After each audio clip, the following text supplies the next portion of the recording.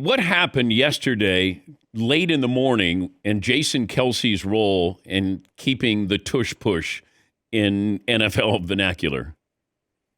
It's hard to say how many people were actually swayed by anything that happened in the room, Dan. I would tell you the people I talked to before the meeting who told me we're going to vote to get rid of the tush push, they voted against it. The people who told me we're going to vote against this ban, they voted against the ban. But there was certainly, a compelling case. And, as I said, because I'm sitting there right outside the room and I see Jeffrey Lurie, a couple other Eagles officials, and Jason walking in. I said I go, Jeffrey, bringing in the big guns. He goes, absolutely. This was a very, orchestrated plan for them to counter some of the narratives that have been going around about, did Jason Kelce actually like running this play? Was it actually a reason that he decided to, stop playing in the NFL? I'll tell you this, even though this did not pass, 22 out of 32 teams voted to ban it. Yeah. 22, that's over two-thirds of the teams in the league voted to eliminate not just the tush push, but all push plays. In the end, it's 24. It's a high bar. It's supposed to be a high bar. They weren't able to pass it. What role would Kelce and Lurie actually play? I know what the narratives are. I know what the quotes are that are out there. I got the sense this was always going to be close, but there was a sense going into the meeting that they thought the people who were proponents thought they were going to have the votes. Ultimately, they came up too short. Yeah, because I don't think the commissioner tables this and then brings it back without having the number of votes needed to get rid of it. That he clearly wants to get rid of it. If he has to nudge the Packers to say, put your name to this, that you want it out. And, if you're the Packers, you come off as, poor losers. Hey, we get beat by them. Now we don't want it in the league. And the point that I brought up earlier, if this is Carolina, does anybody care if Carolina can run this successfully? I mean, let's be honest.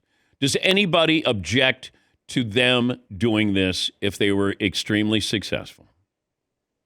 If they're a 5-12 team, it's not the national phenomenon. I'm not being asked to go on the NBC Nightly News with Lester Holt to talk about the tush push if it's not run by a team that just won the Super Bowl. It's a different conversation. But I would say this, Dan, think about the number of health and safety related rules that have passed over, let's call it the last 2 decades. If you watch a tape, forget the 70s and 80s, you watch a game from the 90s, the early 2000s, it's completely different because of, the hits on defenseless receivers that you're not allowed to do now, where you're allowed to hit the quarterback, all the things that went into taking the crown of the helmet out of the game, trying to emphasize the spearing rules. They're all health and safety related changes. This is, and I've covered the league over 20 years, this is the first time that I can remember that you had the competition committee strongly in favor of a health and safety related ban on a play, that you had the medical committees, that you had the medical people with the NFL all saying this needs to be outlawed, and it did not pass. But this was also the first time that a rule was brought forth with health and safety related reasons to do it where there was no injury data. So that's the complicated part here is usually these health and safety rules, it's like a rubber stamp because it's, hey, we want to make the game safer. We want to avoid lawsuits. We want to avoid liability, all those things, but usually have injury data to back it up. In this case, what you're arguing is, hey, no injuries have occurred. It's been run, 120 times last year. So it's been run maybe 300 times in NFL history. But the biomechanics, the posture, the amount of mass and force, this could lead to something dangerous.